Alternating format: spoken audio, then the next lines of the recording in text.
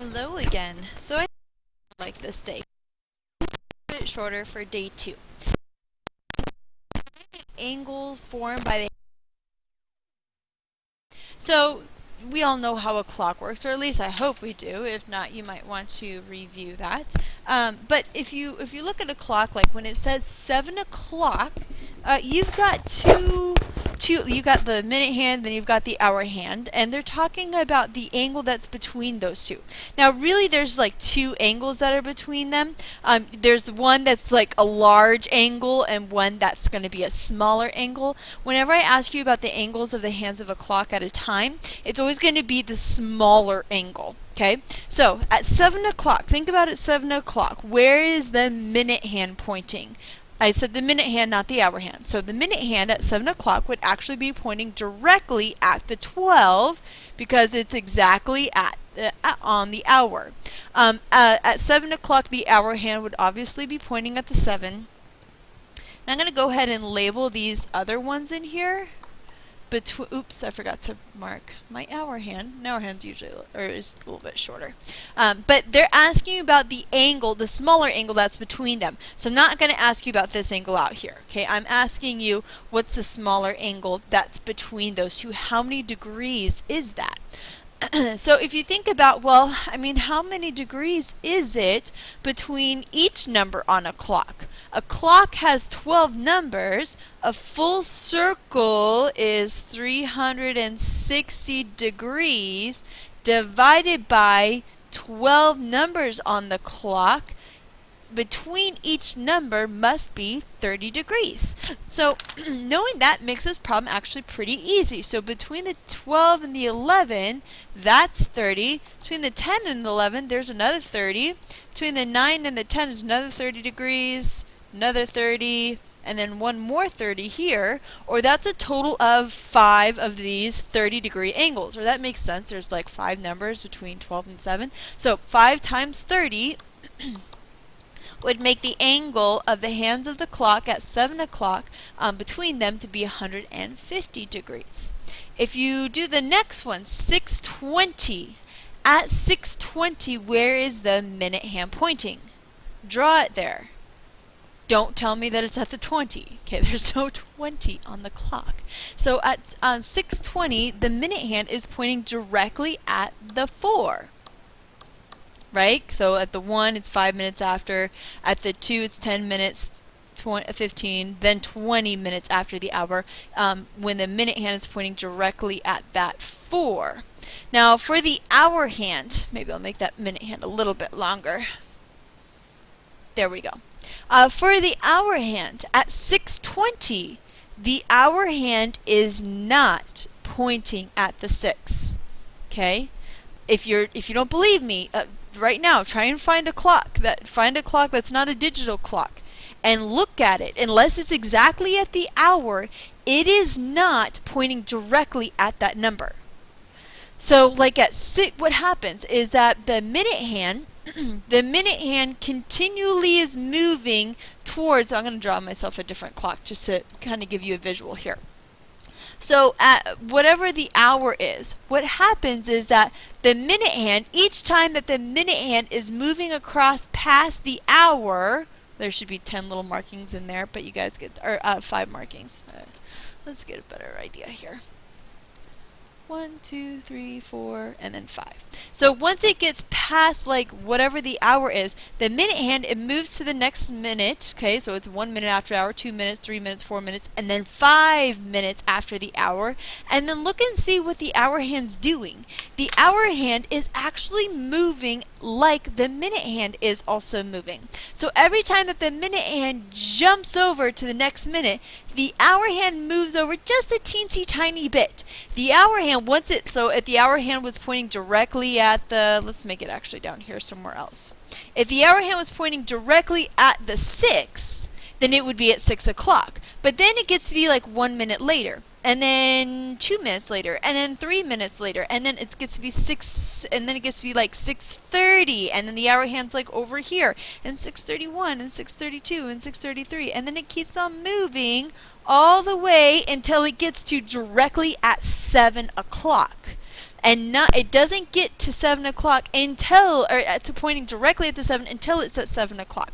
At 6:59, it's super duper close to pointing to the 7, but it's not quite there, just a hair more and it would get there. So that hour hand at 6:20 is not actually directly pointed at the 6, and it's not directly pointed at the 7. The hour hand doesn't jump over from the 6 to the 7 as soon as it turns 7 o'clock. It's been progressively moving its way across from the 6 towards that 7 each minute that passes by. So at 6:20, where is the minute hand? Well, or the hour hand. It's between the 6 and the 7. Where between the 6 and the 7? Like a little closer to the 6. How much closer to the 6? Let's get specific here. At 6:20, if it was at 6:30, it would be halfway there. At 6:20, it's been 20 minutes past the hour, and it takes a full 60 minutes to make the hour. So 20 out of 60, it's a third of the way there. So it is less than half, but more specifically, it's 1/3 of the way there. So if I broke this up into 3 equal pieces, it would be pointing directly at the 1/3 portion. So it's a little bit past the 6, but not all the way. It would get to the 2/3 portion once it got another 1/3 past the hour. Well, it takes every 20 minutes is a third of an hour. So then at 6:40, it would be pointing 2/3 of the way. And then an additional 20 minutes at 7 o'clock, obviously be pointing directly at the 7. So they want to know, well, what's the how many degrees is it between them? Mark your other number here. There's a 5 there as well. So at 6:20, let's see here, it's 20 degrees between the 4 and the 5, an additional 20 degrees between the 6 and the 5. Oh, why am I saying 20? I should be saying 30. Okay, I'm thinking 20 minutes, and that has nothing to do with it. Sorry. 30 degrees, we figured out, is between each of the numbers on the clock. So 30 degrees, and then between the 6 and the 7, well, if it's 30 degrees all the way from the 6 to the 7, and I only need this little sliver of it, that's 1/3 of the whole thing from the 6 to the 7. So 1/3 of all the way from the 6 to the 7 would have been an additional 30 degrees, or that's only a 10-degree sliver over here. So how many degrees do I have in total? I got 30 plus another 30 plus another 10, or a total of 70 degrees for the angle between that minute hand and the hour hand. I think those are kind of fun. Alright, moving on. Given angle B is acute. Think about what that means for it to be acute. In order for an angle to be acute, that means that it's got to be between 0 degrees and 90 degrees. It's less than 90, but a lot of times we forget about that it also has to be bigger than 0 degrees. So this angle right here, angle B, has got to be less than 90 degrees. And at the same time, it's also got to be bigger than 0 degrees in order for it to be acute. So that's the restrictions on B. What are the restrictions on X? Well, I know what the restrictions on B are, but what values of X, like what's the most that this X value can possibly be, and then still have angle B be acute? What's the lowest X value that this could possibly be, and that angle B would not be less than 0, right? Or essentially here, what value makes this angle here, this 2x plus 14, angle B, like that angle's got to be less than 90 degrees. And at the same time, this angle B, this amount, has to be bigger than 0 degrees. All I did was pretty much substitute in 2x plus 14 in here for angle B, and now I'll be able to tell you, well, what the X values have to be that will make this statement true to make this entire angle between 0 and 90 degrees. So if I subtract off 14 on both sides to start with, alright, do a little algebra work here. Subtract off 14 on all sides. Negative 14 is less than 2x is less than 76. And then if I divide by 2, I didn't divide by a negative number, so I don't have to worry about flipping around an inequality or anything. I get negative 7 is less than x is less than, I believe that's 38. Now, this is not number of degrees, right? This is just x has to be a number between negative 7 and 38. Why does x have to be between negative 7 and 38? Let's try the 38 real quick. What if x was 38? It can't be 38 because it's not less than or equal to, but what if it was the number 38? Like, why 38? Why is that so great? Why that particular number? If I go back and I plug in 38 in here, 2 times 38 plus 14, 2 times 70, oops, not 2 times 76, 2 times 38 is 76. 76 plus another 14 would be exactly 90 degrees. That's correlating with what we had up here before. We said that angle's got to be less than 90 degrees. So in order for that to be true, then our x value's got to be a number less than 38. Because if it was exactly 38, it would be a 90-degree angle and it would no longer be acute. Well, what about the negative 7? I thought it couldn't be negative. An angle cannot be negative. Well, at least for this class, an angle can't be negative. If you go into, when you get to Algebra 3, 4, they'll talk about negative angles. But for all intents and purposes of this class, an angle cannot be negative. So how is it possible for x to be greater than negative 7? Really, like if you're confused by this, this is two inequalities. One of them is x is less than 38.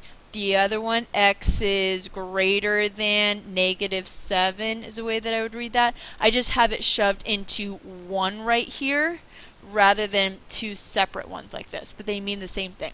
Well, how can x possibly be a negative 7? Well, let's try it out.